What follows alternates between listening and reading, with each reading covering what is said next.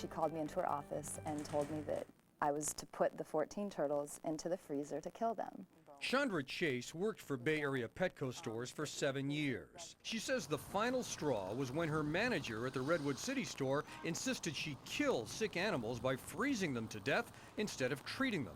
I was very upset. I said, they're cold-blooded reptiles. That would be the most cruel way to kill a cold-blooded reptile. That is absolutely unacceptable. Sally Stork is vice president for Petco's West Coast operations. If that were ever called to our attention, we would immediately investigate and take appropriate action up to and including the termination of that employee. But the issue of freezing animals has been brought to their attention before. In 1997, South Bay veterinarian Pat Lattice wrote Petco headquarters saying she had learned that their corporate policy for euthanizing animals was refrigeration, then freezing. What's more, written statements by former employees are included in a lawsuit that San Francisco filed against Petco's in the city. One reads, animals are put in the freezer daily so Petco won't have to pay for the vet to euthanize them. Another employee wrote that he had, quote, been told to put dying animals in the freezer. It's considered absolutely inhumane to freeze an animal as a form of euthanasia. Dr. Lattice specializes in birds and reptiles. The animal is conscious, is painful. It is not considered a comfortable way to die. But vet bills are expensive and cut into profits. Danila Mehta worked with Chandra Chase at the Petco in Redwood City. I didn't get any animal care training during the 8 months I was there.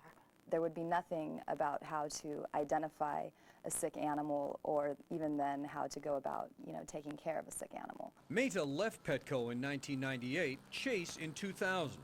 Petco's Sally Stork says today her employees get plenty of training. We actually have award-winning training programs that we provide our associates. We start them out on a 90-day program when they're new associates, taking them through animal care. A 5 Investigates producer and photographer took hidden cameras into Petco stores to find out what kind of care that training meant for the animals. We visited 4 Petcos on the peninsula and in the South Bay at least 3 times. Over and over, we noticed animals that were obviously sick or in distress. We noticed, but Petco employees apparently did not. Like this tortoise at the Petco on Meridian Avenue in San Jose. The sides of the bull are too steep for the animal to crawl out. We showed our tape to Dr. Lattice. And soaking in water for an extended period of time can lead to infections of the shell and the skin, and also the stress of being trapped in a near drowning situation. We brought the situation to the attention of a Petco employee. What about that turtle there? That turtle looks stuck in the bowl there. Here we go. Thank you. You're welcome.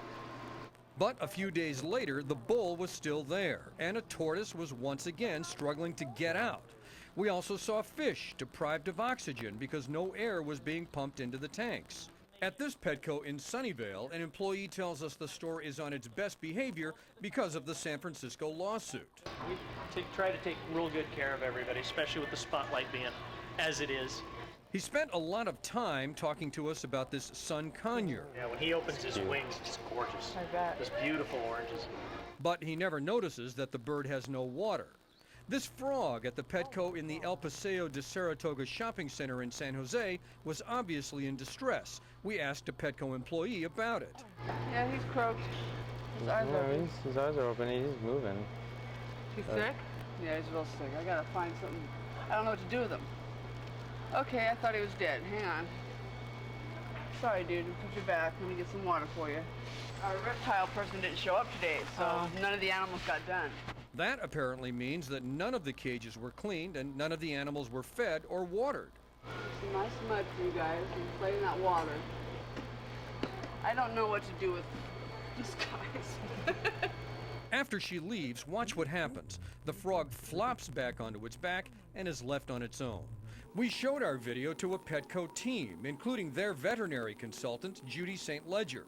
Your point is, hey, you guys need to be policing these things. We are. But if something fails in the chain of command, we're happy to respond when you raise issues. You think you could have been doing a better job on some of this stuff? I think anyone who doesn't think they could do a better job is maybe kidding themselves.